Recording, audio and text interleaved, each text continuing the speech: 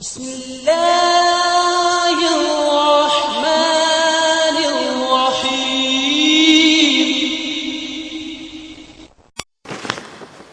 فاتح بیت المقدس سلطان صلاح الدین ایوبی ایک نڈر اور بہادر سپہ سالار تھے۔ تاریخ میں وہ واحد سپہ سالار ہیں جس نے حضرت عمر فاروق رضی اللہ عنہ کے بعد بیت المقدس کو یہودیوں کے تسلط سے آزاد کرایا۔ سلطان اللہ پہ پختہ یقین رکھتا اور اپنے زور بازو پہ فیصلے کیا کرتا تھا۔ یہی وجہ تھی کہ وہ تھوڑے سپاہیوں کے ساتھ لاکھوں یہودیوں سے ہمیشہ فتح حاصل کر لیتا تھا۔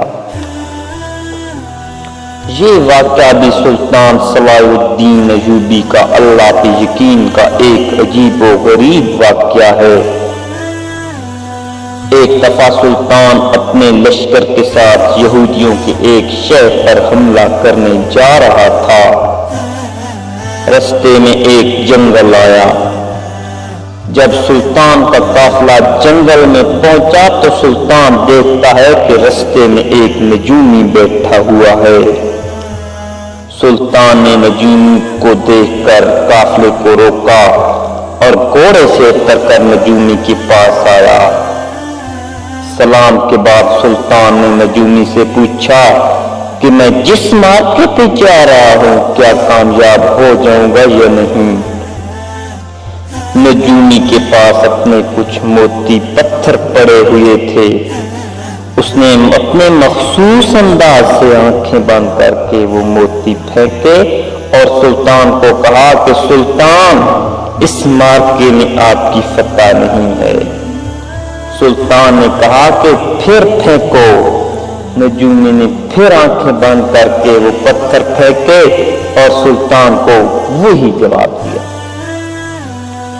سلطان نے تیسری مرتبہ نجومی کو کہا کہ ایک دفعہ پھر پھینکو۔ تیسری مرتبہ آنکھیں بند کر کے نجومی نے پتھر پھینکے اور انتہائی پختہ لہجے میں بولا سلطان اس مارکے کی فتح کی لکیر آپ کے ہاتھوں میں نہیں ہے۔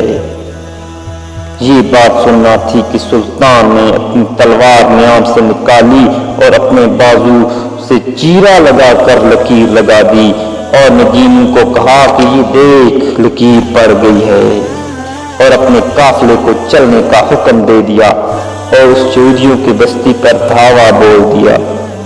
چند ہی دنوں میں سلطان نے اپنی جنگی مہارت اور اپنے وفادار سپاہیوں کے ساتھ مل کر اس علاقے پر اپنے فتح کے جھنڈے گاڑ دیے۔ یہ عالم تھا سلطان کا اللہ پہ یقین کا۔ یہی وجہ تھی کہ اسے ہر مارکے میں فتح ملتی تھی۔ اگر آپ کو یہ واقعات پسند آئیں تو برائے مہربانی اس چینل کو سبسکرائب کریں، لائک کریں اور شیئر کریں تاکہ آپ کو بر وقت ویڈیوز ملتی رہیں۔ بہت شکریہ۔